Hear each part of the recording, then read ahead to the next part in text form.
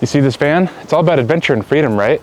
But winter? That's a different story. For the longest time, I thought it would freeze out here in the Colorado winters. But I finally cracked the code on how to stay warm and cozy, even in freezing temperatures. If you're new to van life or just looking to upgrade your setup, this video is going to show you exactly how to survive and thrive this winter. Hi, I'm Adam. It's 26 degrees outside, and welcome to my van, Vincent Van Gogh. I've been living and traveling in this van for over a year and a half, and winter has been one of the toughest seasons to figure out. But after much trial and error and many freezing nights, I've learned what it takes to keep this rig warm and cozy, even when it's below zero outside. In this video, I'm going to show you how my new heater has been a game changer, share my best installation and safety tips, and give you a few hacks to make winter van life not just bearable, but actually enjoyable. So whether you're located deep in the mountains or just parked in a snowy city, this video's got you covered.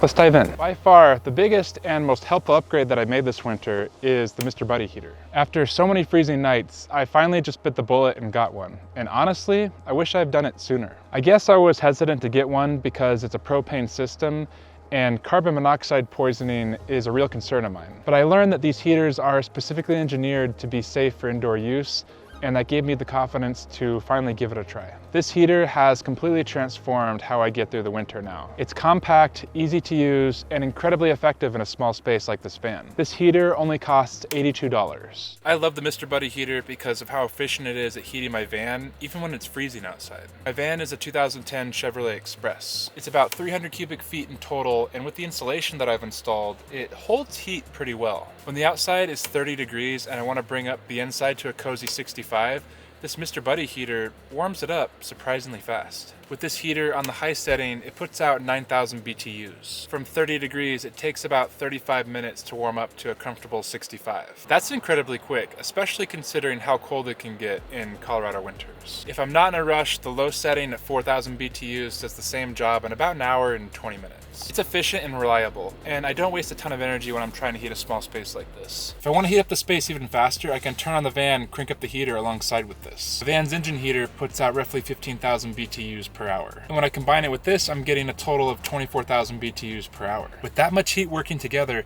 it only takes about 13 minutes to bring it from a freezing 30 degrees Fahrenheit to a cozy 65. That's over twice as fast compared to using the Mr. Buddy heater just by itself. This makes it perfect for those extra cold mornings or when I need to warm up quickly after being outside. What really makes the heating setup in my van shine is how well it holds on to the heat. Thanks to the insulation that I've installed, the van only loses about 6 degrees Fahrenheit per hour. That might not sound like much, but compared to some other van builds and car builds that I've seen where their temperature losses are 7 degrees or 8 degrees per hour, that's pretty impressive. Some less insulated setups can lose heat twice as fast, especially if there are gaps or thin walls. With my van, I've noticed that even when the temperature is freezing outside, the temperature inside often stays comfortable without the heater needing to run. This means I'm able to save fuel and stay cozy at the same time without having to wake up freezing in the middle of the night. This heat retention has been amazing for my winter van life. It means that I can turn the heater off before bed to conserve gas, and when I wake up, I don't have to heat up the cabin from zero. I just layer up with my goose down quilts and the insulation does the rest. Another big benefit is how much fuel I save. Because this van holds heat so well, the Mr. Buddy heater doesn't need to run constantly. A single 1-pound propane bottle lasts even longer because I can just use the heater in short bursts. This keeps it plenty warm in here and is way better than using it continuously. It's efficient and it makes winter living in a van so much more enjoyable. Just being able to exist and live freely in your space without the need of blankets or layers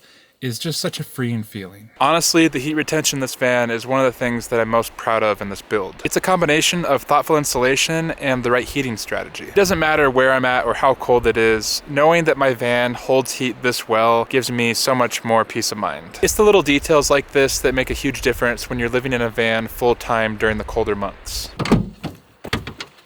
Safety is the most important thing when you're using any kind of heater in a van. First off, if you don't already have one, get yourself a carbon monoxide detector. This is non-negotiable. Carbon monoxide is odorless and deadly, and you need to know if it's building up inside your van. I never fall asleep with the heater running. I only use it when I'm awake and conscious. Before bed, I turn it off and rely on my blankets and quilts to keep me warm throughout the night. I think it's a good idea to crack a window or open a vent while the heater's on. It might sound counterintuitive to let that cold air in, but it's important for staying safe. This is my carbon monoxide alarm, and it's very affordable. I got it on Amazon for about $30. It's a great choice because it not only detects detects carbon monoxide, but it also displays the current temperature. This is how it works. If the carbon monoxide levels reach a dangerous threshold, this alarm will emit a loud beep to alert you of changes in your environment. If that happens, you want to immediately turn off your heater and increase ventilation as much as you can. Thankfully, I haven't experienced any dangerous carbon monoxide levels so far. Even with all the doors closed, the highest reading that I've seen in here has been about 15 parts per million,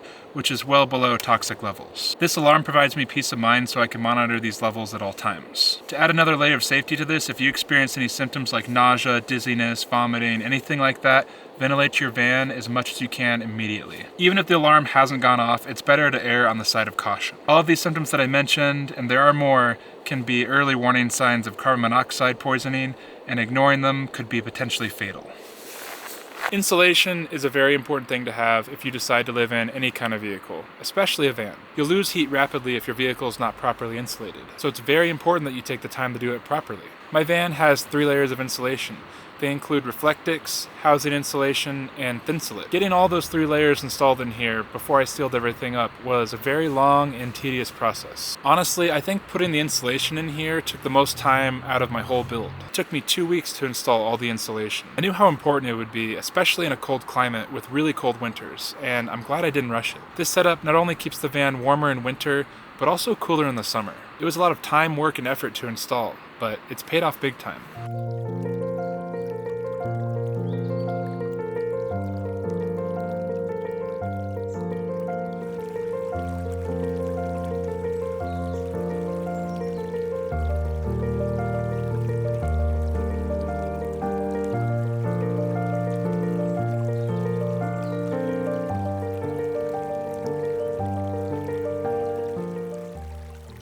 If you guys have watched any of my other camping or backpacking videos, then you'll know this one. Another secret weapon for how I stay warm at night are my hammock gear goose down quilts. These were originally designed for backpacking, but they work perfectly well for the van. If you've never seen a quilt before, it's kind of like a half sleeping bag.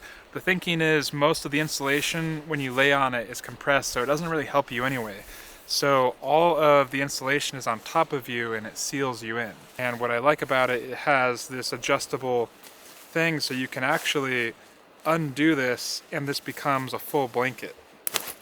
So now it becomes this full goose down blanket. This is really nice. It packs down nice and well. You can stuff it into the crevices and it'll fluff up. I like to keep a 40-degree quilt for the summer and then a 20-degree quilt for the winter. And between those 2 quilts, you're usually good. And if it gets colder than 20 degrees, you can combine the 40-degree quilt with a 20-degree quilt, and then you're good for all 4 seasons. Quilts are a really important thing to have just in case your heating system fails. You'll be glad that you had them, and this goose down quilt layers super well for those extra cold nights. A little hack that I learned from snow camping that you can apply to cold weather van living is always drink something warm before you go to bed. A hot meal or warm drink can make a huge difference in how warm you stay through the night. It warms up your core and gives your body extra energy to generate heat while you sleep. I like to keep it simple with just instant soups, oatmeal, or even just hot water or apple cider. Thankfully, the sun's out and now I get to warm up.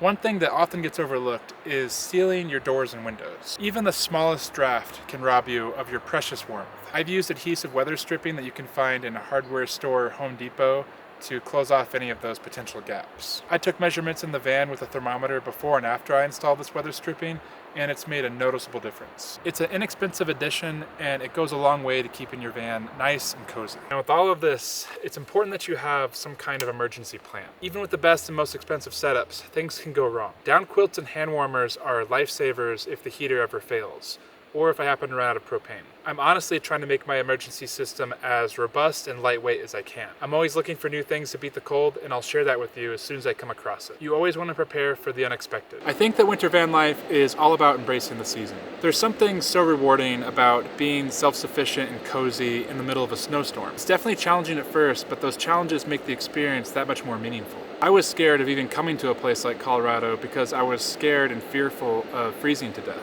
But after finding a system that's worked for me, it's helped me get over this irrational fear, and I've succeeded living out here. I know a lot of people out there that live in vans that flee the mountains in the winter and they go out into the desert because they think it's too cold and they can't deal with the snow. But honestly, it's not that bad being out here. Once you have a good heating system, it's actually really nice and really pretty. Definitely doable. So that's how I stay cozy and warm in my van during freezing winters in Colorado. Each of these things that I do, every little detail matters and adds up to make a huge difference and keep me warm in the end. What are your favorite tips for staying warm in the winter? Let me know down in the comments below and I will engage with you there. If you enjoyed this video, please consider subscribing to my channel. It really helps me out a lot. And you should check out this next video over here, where I share some of the best overnight parking spots that I found. I'll see you over there.